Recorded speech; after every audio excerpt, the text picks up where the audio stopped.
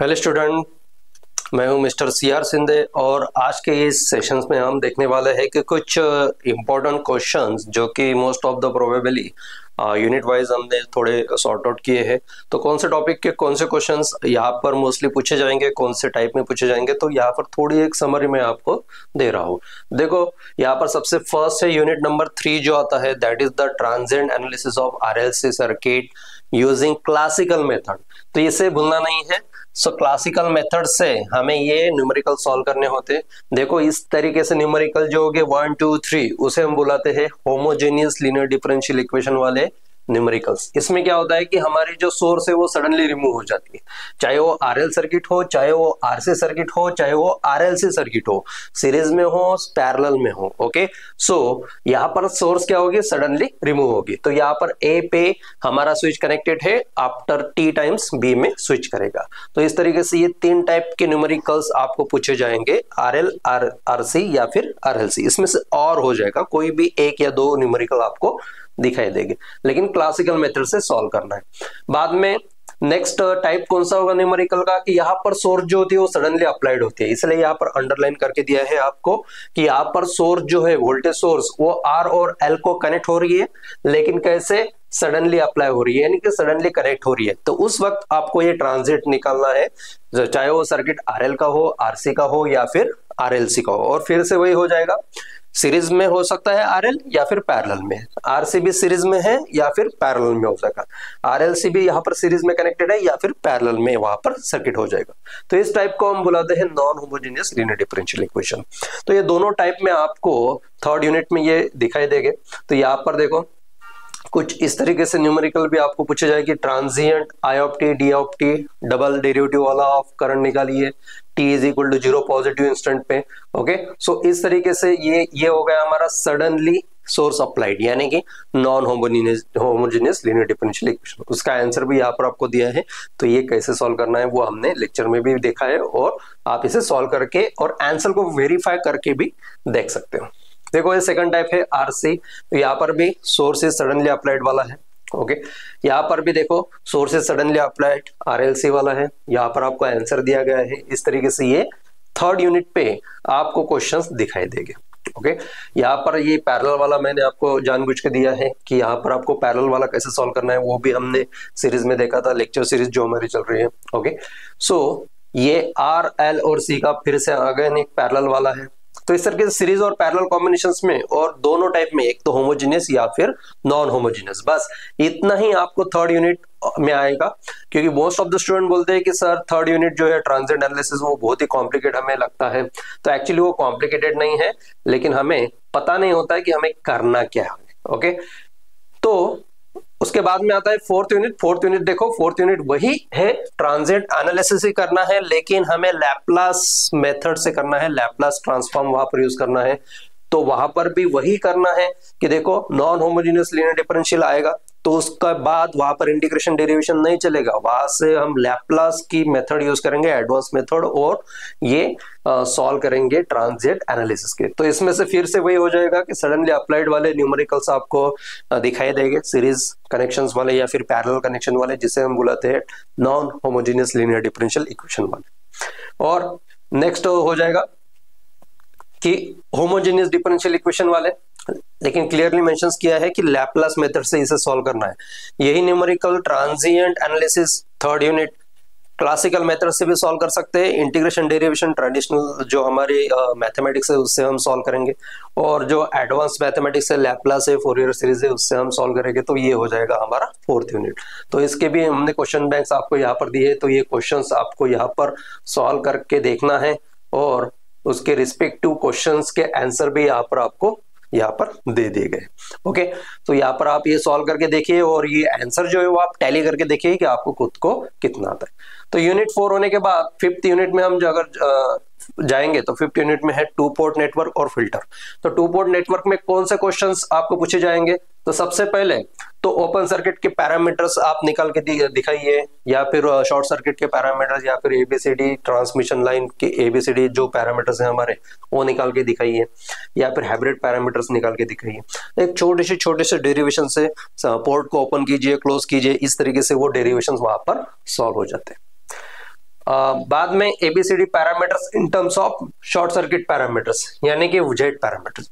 ABCD in terms of Z parameters निकाल के दिखाइए, यानी कि ए की value in terms of Z, B की value in terms of Z, C की value in terms of Z, D की value in terms of Z. क्या होती है वो? कोरिलेशन, जिसे हम बोलते हैं inter relations between the various parameters. तो यहाँ पर एबीसीडी का जेड के साथ हो गए, यहाँ पर जेड का एबीसीडी के साथ, तो वाइस वर्सा कोई भी रिलेशंस यहाँ पर इस टॉपिक पे आपको पूछा जाएगा।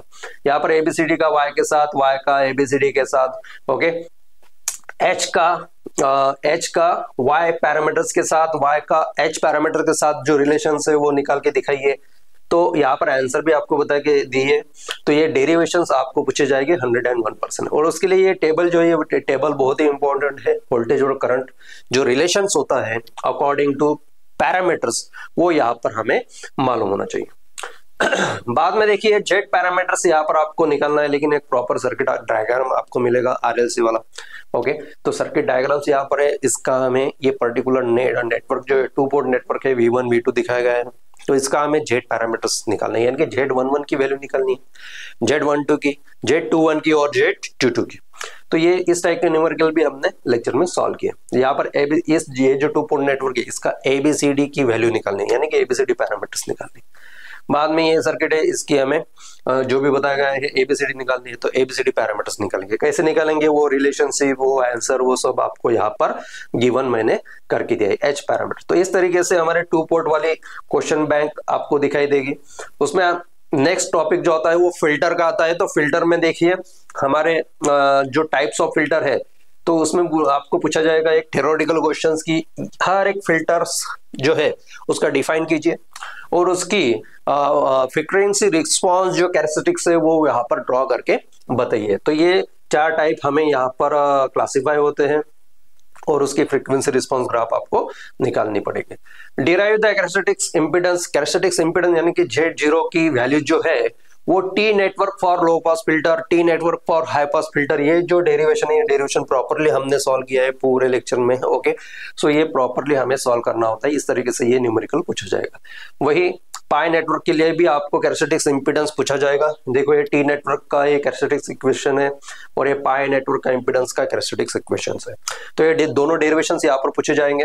उसके बाद क्वेश्चंस न्यूमेरिकल्स आपको कैसे दिखाई देंगे, तो आपको एक प्रॉपर सर्किट डायग्राम दिया होगा और आपको बोला होगा कि इसका Z0 यानी कि इंपीडेंस निकालिए, तो Z0 यहाँ पर निकालनी है।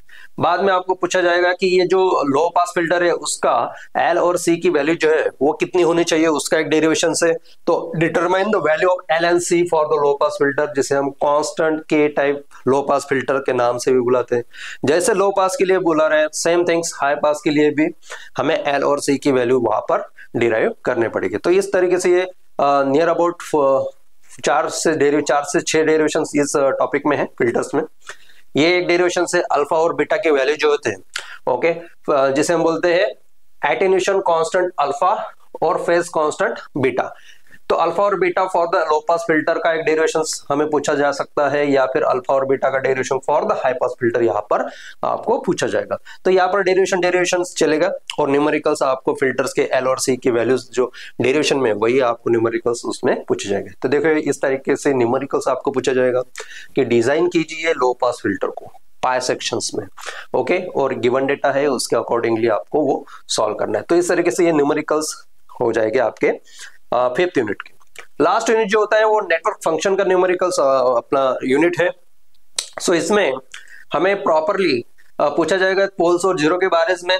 तो यहाँ पर हमें ट्रांसफर फंक्शन गिवन है, हमें प्लॉट करना है, that is the simple things.